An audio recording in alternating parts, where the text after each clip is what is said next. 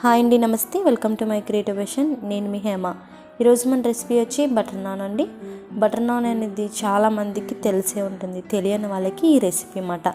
చాలా టేస్టీగా, చాలా సూపర్గా ఉంటుంది. అది ఎలా చేసేవాళ్ళో చూసింది.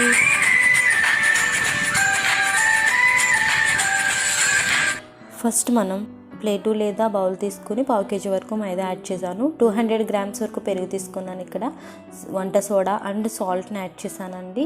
అదే పెరుగుతో మనం కలుపుకోవాలి. లైట్ బిట్ వాటర్ మాత్రమే యాడ్ చేయాలి, కానీ ఎక్కువ వాటర్ని యాడ్ చేయకూడదు. ఇక్కడ ఇది ఎలా ఉంటుందంటే గట్టిగా కాకుండా చేతికి అంటిపోయినట్టు ఉంటుంది పిండి అనేది. మనం అలా అంటిపోతున్నప్పుడు లైట్గా ఆయిల్ అనేది పైన వేసి చేతులకు రాసుకుంటే మన చేతులకి అయిపోకుండా ఉంటుందన్నమాట. ఇది చాలా స్మూతీగా, చాలా లూజ్గా ఉంటుంది. బాగా మిక్స్ చేయాలి. ఎంతవరకు మిక్స్ చేయగలమో అలా మిక్స్ చేసుకుని రౌండ్ బాల్స్లా చేసుకుని పక్కన పెట్టుకోవాలన్నమాట. ఇలా బాల్స్ అన్నీ రెడీ చేసేసుకున్న తర్వాత ఇవి ఆరిపోకుండా ఉండడానికి ఆయిల్ని అప్లై చేస్తున్నాను.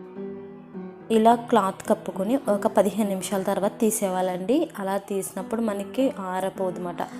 ఆరిపోకుండా ఉన్నప్పుడు ఇలాగా కొంచెం పిండి చల్లుకొని చేతి సాయంతో తీసుకోగలిగితే ఇలా పలుచగా చేసుకోవచ్చు, లేదంటే కర్ర సాయంతో చేయొచ్చు, కానీ కర్ర కంటిపోతుంది అన్నమాట. జాగ్రత్తగా చేసుకోవాలి.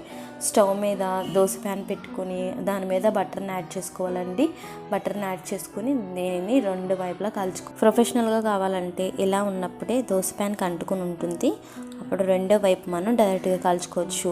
కానీ నాన్ స్టిక్ ప్యాన్స్కి ఉన్న వాటికి వచ్చేస్తుంది కదండి. అలా అయినప్పుడు రెండు వైపులా బటర్ని యాడ్ చేసి కాల్చుకుంటే మనకి టేస్టీ బటర్ నాన్ అనేది రెడీ అయిపోయింది.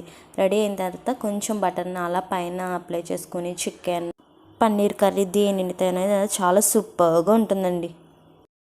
ఫ్రెండ్స్, మీకు ఈ వీడియో నచ్చిందా? మీకు నచ్చితే లైక్ చేయండి, షేర్ చేయండి, కామెంట్ చేయండి. మీ ఫ్రెండ్స్కి, మీ రిలేటివ్స్కి ఈ వీడియోని సజెస్ట్ చేయండి. Thank you for watching.